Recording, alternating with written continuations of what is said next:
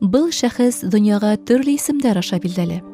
Шуларның Хуҗатул Ислам, ягъни исламды исбатлаусы дигәне, уның булмышын һәм эшмәкәрлеген тулырак асалыр мөгаен. Мөхәммәд әл-Газали бынан 1000 ел элек, һиҗри ел язма буенча 5нче буатта яшәгән. Әйтергә кирәк, әл-Газали йир йөзендә яшәгән иң күренекле мөселман фәйләсүфе, теолог, юрист һәм галиме булган. Һәм бүген дә уның әсәрләре җәмгыятебез өчен зур әһәмияткә ия. Уның мирасынан тыш ислам мәдәниятен күз алдына ала килтереп булмай. Ул гомер буена йыйган аксагын, мөлкәтен, фән өчен тотына. 1000гә якын трактат яза. Әмма тарихка ул тәү сиратта Ихья Гулум-әд-Дин дини фәннәрдә тергезү энциклопедик әсәре авторы буларак ингән. Aziz din kardeşler, bugün bizning va'g'ozimiz İmam Al-G'azzalining Bidayatul Hidayah degan kitabından bo'lacak. Ya'ni gunohlardan yiroq bo'lu.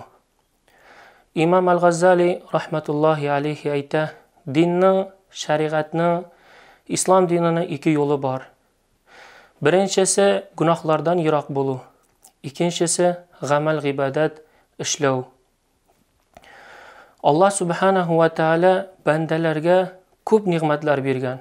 Shular orasidan Allah taala bandaga tanni bergan, ko'zlarni bergan, quloqlarni bergan, oyoqlarni bergan. Bularning butunisi Allah subhanahu va taolaning kishilarga berilgan ne'matidir. İmam Al-G'azzali ayta, agarda sen shu ne'matlarni, shu tanni, ag'zani Allah subhanahu va taolaga gunoh ish qilar uchun qo'llansang, Allah subhanahu va taolo bergan ne'matlarga shukr keltirmagan bo'lasing dey. Allah subhanahu va taolo Qur'oni Karimda narsa deb ayta. Allah taolo ayta: "Yawma tashhadu arjuluhum." Qiyomat kunida kishilarning oyoqlari, qo'llari guvohlik berir dunyoda ishlagan ayblari uchun deb Allah taolo oyat sharifda shulay deb ayta. Boshqa bir oyatda Allah subhanahu va taolo ayta: "Biz ul kunni, ya'ni qiyomat kunida kishilarning ovozlarini muhr bosirmiz.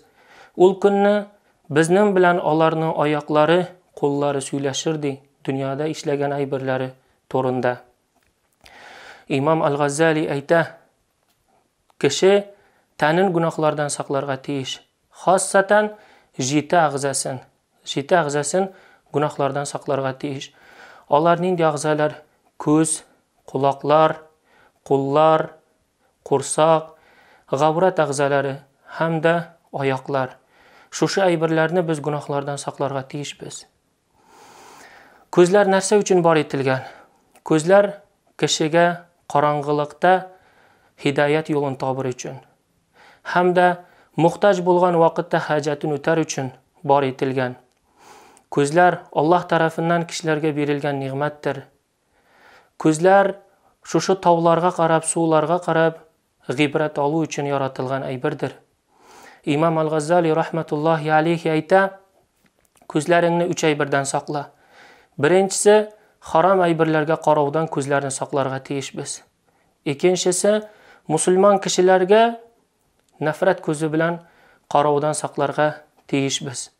Uchinchisi musulmon kishi ko'zi bilan boshqa ikkinchi bir musulmon kishini g'ayiblarini topuvdan saqlarga tegish. Hamda bizga Allah subhanahu va taolo quloqlarni narsaga bergan. Allah subhanahu va taolo quloqlarni bizga bid'atlarni tinglash uchun tugul, Allah subhanahu va taolo bizga quloqlarni onun kitobini tinglash uchun, Qur'oni Karimni o'qib tinglash uchun bizga bor etdi. Hamda İmam Al-G'azzali aytadi, bizning tilimiz narsa uchun bor etilgan? Tillar. Kishilarning tillari bor etilgan Alloh taolaning ko'p zikr etish uchun. Alloh taolaning kitobini o'qir uchun tillarimiz bor etilgan. Hamda kishilarni islom dinina da'vat etish uchun bizning tillarimiz bor etilgan. Aziz din qardoshlar, Payg'ambarimiz sallallohu alayhi va sallam hadis sharifda bulay deb ayta, kishi tillarini g'aybatdan saqlarga tegish. Payg'ambarimiz sallallohu alayhi va sallam ayta, iyyakum val g'iba, g'aybatdan saqlaningiz dey. Chunki qabr g'azabida eng ko'p bo'latirgan g'azab bu g'aybat sabablidir.